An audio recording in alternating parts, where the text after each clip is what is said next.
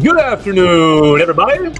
This is the Joe Gaither Show on Spurs Central, hanging out on the San Antonio Spurs on SI YouTube channel. We're back for another week, and we have real information. We teased you last week about preseason, and there was some realness to NBA preseason, but now the season has started, so we're excited. We're excited to cover the San Antonio Spurs on SI. You can follow us at SAS on SI for all the great work. Make sure you're following the site lead, Matt Guzman. You can follow him at MattGZMan on the Twitter machine. He was all over the action last night as the San Antonio Spurs came up a little bit short in the season opener, 120-109 to the Dallas Mavericks. But that might be kind of what's expected against the defending conference champions. So let's get into it with our friend Matt Guzman. Once again, we encourage you to follow all his written work at San Antonio Spurs on SI as the season has 81 more games to go. Matt, you're ready for the grind. 81 games to go, one game down. How we feeling? That's right. Yeah, it feels good. I'm glad to be in actual season with actual games that matter, that count toward the record to talk about. I think I'm ready to get going. How are you? Oh, doing great. Excited to actually see the NBA on my TV this week. Watching a little bit of Bronny on, what was that, Wednesday? That they were on television. I believe it was Tuesday. And then fun to pull up a little YouTube and watch actual NBA action from last night.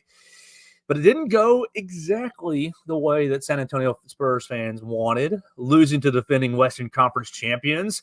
Just give me biggest takeaway from last night. I mean, obviously it's a little stacked matchup, a little obviously better team, but what's your biggest takeaway from night one?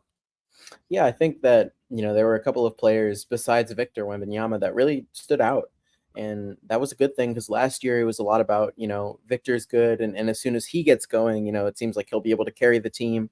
And that's still going to be the case to an extent. He's still the best player. He's still expected to be, the guy that's going to help them win games and bring them to wherever they want to go.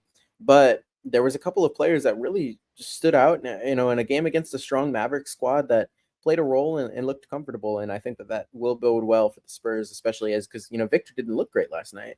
And so for them to be able to, still show off like, hey, Julian Champagnie, Jeremy Sohan, they look good out there. We don't have Devin Vassell back yet. They should be able to feel good about, where they're at. And I think that was a good sight, especially because they weren't completely out of the game until about the third quarter. And so, for them to kind of hang in there and do that, and sure they lost, but, at the same time, they definitely showed that they look a lot better and a lot different than they did last season.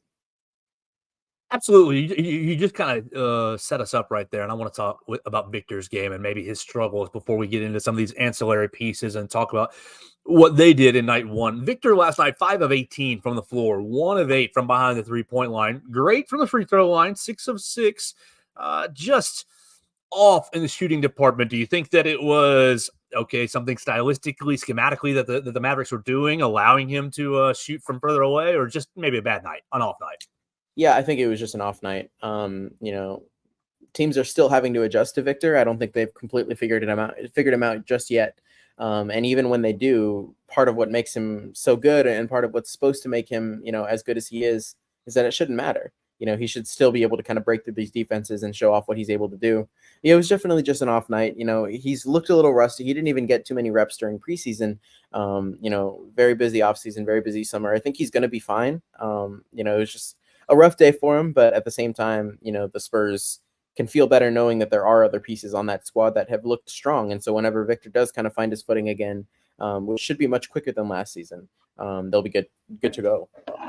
All right, so from last night's game against the Dallas Mavericks, you kind of outlined it. You got off to a really good start and almost, you got yourself almost to halftime with the lead. But I believe they went into halftime just down. What was that? 27 and 20. That's 49. Oh no, they were up by 2. They're up by 2 at halftime. And then it kind of gets away from them in the third quarter. They lose the third quarter by 9. They lose the fourth quarter by 4. To me, what I took away was it looked like the transition was a little bit of an issue, getting back into transition defense, a lot of easy buckets for the Mavericks in transition, and then obviously getting Klay Thompson. Their three-point shooting was very, very good last night. Are the Spurs going to have to make that a focus, transition defense this year, or is that just maybe first night, we're just figuring this out? Yeah, I think that that actually will be a focus. Especially you mentioned Klay Thompson. Defending the 3-pointer. The Spurs have not been a great 3-point shooting team over the past couple of seasons, and I think that that's something they're going to have to focus on the defensive end because you know early on in the game, Dallas was kind of struggling from three from the field. Period. There was a point in the game where they had the Spurs had a few points lead, and Dallas had missed 15 of its last 17 points or field goals. And so, it's little cold streaks like that where the Spurs were able to stay afloat. But then when Dallas kind of found its footing, started hitting threes, when Klay Thompson started lighting it up, and then Luka Doncic and Kyrie Irving and PJ Washington, a bunch of different players started hitting their shots, and all of a sudden the Spurs were sunk. And so I think defending the three and keeping especially if you know that this team has a bunch of weapons that can torch you from beyond the arc, you're going to have to make sure to pay close attention to them. So let's talk about the guy that I'm most intrigued with for the San Antonio roster, and that's Stephon Castle. Where's my right there? 18 minutes, 8 points, 3 of 7 from the floor, 0 of 2 from beyond the arc. Got himself 3 rebounds, 5 assists, 2 turnovers. What'd you think of the rookie last night? Yeah, I liked his performance. He wasn't supposed to come in and give 35 minutes last night, but in the time he did get, he looked good. Can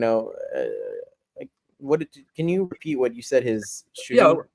He was 3 of 7 from the floor, 0 Okay. of 2 from behind the arc, 3-point line, 2 of 3 from the free throw line.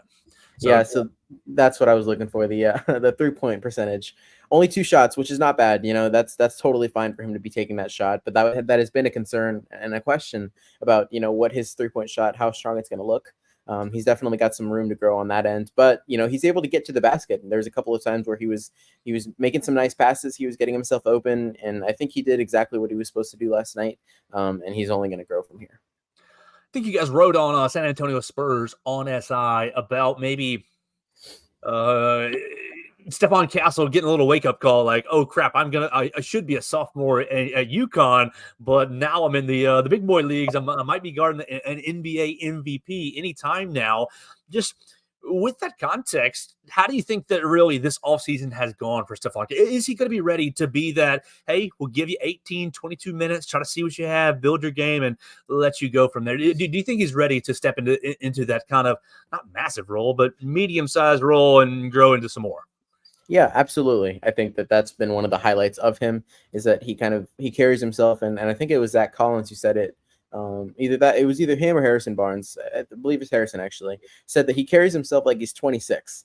He's 19. He's about to turn 20 actually in a few days on November 1st. And so he's still very, very, very young. And that's, as much youth as he has, he kind of carries himself like he's older than that. He understands that, the position he's in is rare and that he's getting this golden opportunity as a 19, 20-year-old to kind of go in and make an impact on a team that needs young pieces. And so I think that, I don't think that it gets to him, the pressure. And I think that he knows where he's going to have to be and what's expected of him. And I like that Greg Popovich kind of outlined it right from the start. Hey, you're going to have to be guarding some of the best players in the league. And I know you're just, a rookie or a sophomore in college by age, but, we got to get you ready for that. And I think he is ready for that challenge. And I think that's kind of what makes him so interesting is that, he carries himself well, he holds himself well, he understands what's expected, and he's ready to go out and give it. All right, we started this conversation with Victor Wembanyama not having a strong night in the season opener, but I'll ask you, Chris Paul, 29 minutes, only 3 points, but you have 8 assists, 7 rebounds, 1 steal. You only turned the ball over twice. Not really a big impact on the scoring sheet. How do you I read that as, oh, Chris Paul had a real bad night as well. But then you see 8 assists, 7 rebounds. Okay. You've talked about what he's going to be asked to do this season. Is that or what he's going to be asked to do, just to just distribute the ball, or we got to get a little more scoring out of our point guard as well? I do think that, some more scoring is going to be expected of him. I think that that's a fair assessment. But at the same time, doing what he did last night and getting those 8 assists and really making the offense look a little smoother, that's going to be key for him and his role. Even if he's not having a great shooting night, that's code for him to stop shooting and to start passing and getting the ball to his other players who are having good nights, whether that's Devin or Julian or Victor. And so I think last night is, obviously you would have liked to see a little bit more scoring from him, but at the same time, he got his 8 assists and that number is kind of probably where he's going to be, centered around if he does, if things go the right way. especially with a guy like Victor on this team. You can find him. They did have a lob connection last night, and I think that that's something something to watch, and that will continue going forward. But at the same time, I think he did a great job last night. Everyone's still kind of getting settled, learning to work together. So for him to, on day one, just go out and throw out 8 assists and make that offense run a little bit smoother was good. I did enjoy seeing that. All right, so the San Antonio Spurs are 0-1. We're not going to overreact to one night, but we're going to have a really an important week ahead. Really an important week ahead as you have Houston twice, Oklahoma City, the Thunder on Wednesday, and then Utah on Thursday before probably our next conversation on Friday. So you got 4 games coming up this coming week, 2 against the Rockets. I mean, everybody in the Western Conference. It's real important to get off to a real strong start. I'll start you with the Houston series, 2-game set, Saturday, Monday, 2 games with the Rockets. I am seeing the schedule and I'm thinking that looks unusual to me. What do you think about Rockets back-to-back, not exactly back-to-back nights, but back-to-back opponents? Yeah, I've been personally, I'm a fan of those 2-game series, whether it's Spurs on the road or Spurs at home, because it honestly gives you a little bit of it gives you a basis after the first one to go into the second one, say, here's exactly what happened. Same environment, same team, same matchup. So what things needed to be improved, and will they make those improvements the next time around, as opposed to waiting, 2-3 weeks before they come back, or even a few months. Sometimes you see a team come into San Antonio and you don't see them again for the season. You have to go over there in April or in late March. And so I think it's cool to kind of get that right off the bat. I think that, the first game will be huge to just kind of see how it goes. And obviously that Rocket squad is up and coming. It's a very good team. And so, if there are things that you can easily outline as things to improve for the next time, you go a couple days and they come back and you play again. And that's where you really see if this team is built for, building on its mistakes, or if it's kind of fallen into the trap of being itself too much. It's an interesting one, but I'm excited to see, what happens in that first time and how they can kind of fix it come the second time. Yeah, the Rockets and the Spurs are kind of in a similar position. Now, the Rockets don't have a Victor Wembanyama, but a lot of young talent, with Houston. And obviously, they drafted Reed Shepherd, and they got the young man out of Auburn 2 years ago. Jabari Smith, yes. How important is this 2-game set? Because these 2 franchises are kind of in the same boat, both wanting to fight for that play-in position. Yeah, I think that, the Rockets maybe are a couple of steps in front of the Spurs at the moment. Like you said, there's no Victor over there, but they do have a good mix of veterans. I mean, they got Fred VanVleet over there. They have Jalen Green. They have, the newcomer, Reed Shepherd. They've got a lot of pieces on that team. And I think that, they're definitely a team that should be expected to kind of compete for that play-in spot. And so for the Spurs, it's kind of a test of, where are we right now in comparison to a team like the Rockets? When they play the Thunder, where are we in comparison to a potential number 1 seed in the Western Conference? Same with the Lakers and the Nuggets. All of those matchups are going to be kind of good testers and good evaluators of where the Spurs are. And I think to get the Rockets so early on, especially because they're on the younger end of things, I think it'd be interesting to see, can the Spurs kind of put up a fight? Last season we saw a back-to-back victory over the Phoenix Suns right at the beginning of the season, straight back-to-back on the road at that. They ended up getting both of those matchups. And so I think it was really at the time promising to see. And then obviously kind of, things started to fall off. But I think if the Spurs can kind of do something like that and prove that, hey, we're here to compete and we can compete with the Rockets, we can compete with this team and that team, I think they'd be in a better position than they were last season. 19 turnovers last night for the San Antonio Spurs, probably the biggest number that's glaring at me as I'm looking at the box score. What's it going to take? You see 4 from Shohan, you see 4 from Wembanyama. Everybody else kind of relatively reasonable. 3 from Champagnie. What's it going to take to protect the basketball a little bit better? Yeah, I think it's just going to have to be putting the ball in the hands of your trusted ball handlers. Getting it to Chris Paul, letting Stephon Castle kind of take control. Even Victor Wembanyama a little bit. He's known to bring the ball up the floor to kind of facilitate the offense with the ball in his hands. I think for him, the biggest source of turnovers for him has always been when he's driving to the basket and they kind of strip him, as he goes up to do anything. He tends to lose it and then they go the other way with it. I think it's just going to be, kind of slowing things down a little bit, getting the ball into the hands of the right people so that they can facilitate and they can get passes going and they can make some ball movement happen without these arrogant passes and just kind of doing their thing to make sure that they're limiting turnovers and they can, take things into their own hands a little bit. And I think that's that's going to be the biggest thing for them. Obviously, a lot of news, a lot of was made about Klay Thompson leaving the Warriors and going to the Mavericks. So your initial takeaways watching him last night, obviously a pretty strong night. What do you think about the fit Right. in Dallas? I think it showed that, last night's performance is not going to be the way it is every night. He's not going to go out and shoot 6 threes and make them. I think he was 6 for 10. He's not going to shoot 10 threes and make them all or make 60% of them every night. But, I think for the rest of the West and the rest of the league watching, it proves that when Klay Thompson gets hot, he's still the same shooter that he was in Golden State. He's not as young. He doesn't have as fresh of legs, but, he can still shoot the basketball. And so, if you let him get hot, whether you're Denver or Boston or the Spurs or the Magic, it doesn't matter who you are. If you let Klay Thompson get hot when you face the Mavericks, it's going to be a long night, unfortunately. And I think that's just another weapon that they've added. They haven't really had. They haven't, besides Luka, but, Luka's known for everything. They haven't had another player on that team who's just lights out from three. And if you let him get hot, it's a bad night. And so I think that's kind of what he showed, is that he's capable and he's ready to do that with the Mavericks. He's going to kind of silence all washed and not the same guy. He's got to perform when the playoffs come. But, at the same time, I think it was a great first outing for him. I don't think it's going to be replicated night in, night out, but it's a very big reminder of what can happen or an example of what can happen if you let him get hot. We're hanging out with Matt Guzman of San Antonio Spurs on SI. You follow him at Matt GZ Man on the Twitter machine. You follow all their great work at SAS on SI on Twitter as well. Okay, so night one, Greg Popovich after the game, always fun with the media, but really never one to overreact. What was his reaction to the loss? Yeah, he was outlining the things that they needed to be better. He said, there's good things, there's bad things. There wasn't, he had some great things to say about Julian Champagnie, and that was great for me to see. I've loved Julian for a good while. So finally getting to see him take on this bigger role has been nice. But at the same time, they know it's just one game. They've got plenty more to go, and they've got a lot of growing to do. But at the same time, they know where they're at. And, they know that it's going to take some time to really come into their own, and adding Chris Paul, adding Harrison Barnes will help with that. But they've still got some things to do on their own, within the organization to make sure that they're getting to where they want to go.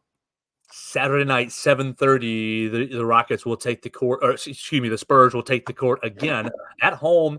This time it'll be the home opener against the Rockets. So you got 2 games at home against the Rockets, and you're at Oklahoma City, at Utah.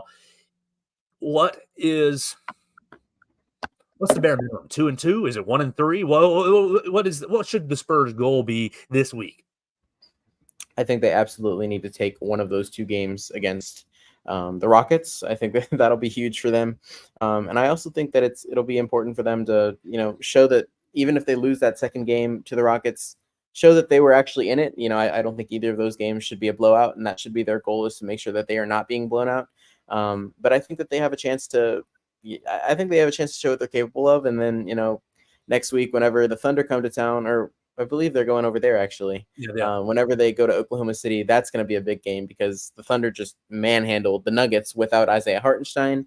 They're looking really strong again this season. And so, like I said earlier, it's just going to be kind of an evaluation game to see how do we stack up against a team like that, who's already figured it out, who's been where we are with these young pieces and just trying to make a splash.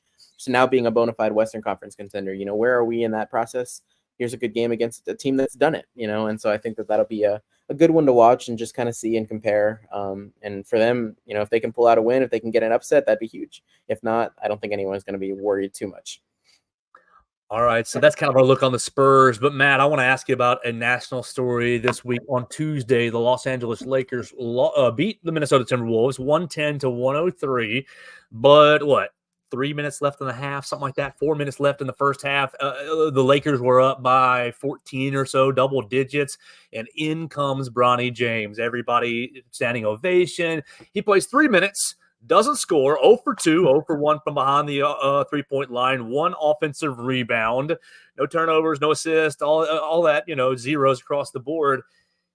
Big moment. You got a debate. Oh, it's the biggest. It's a great moment. Oh, father, son on the court. And then you still have the nepotism and manufacturedness, and this is fake, and you still have the detractors. So after we actually saw it. We've been talking about it all summer about Bronny and LeBron playing together.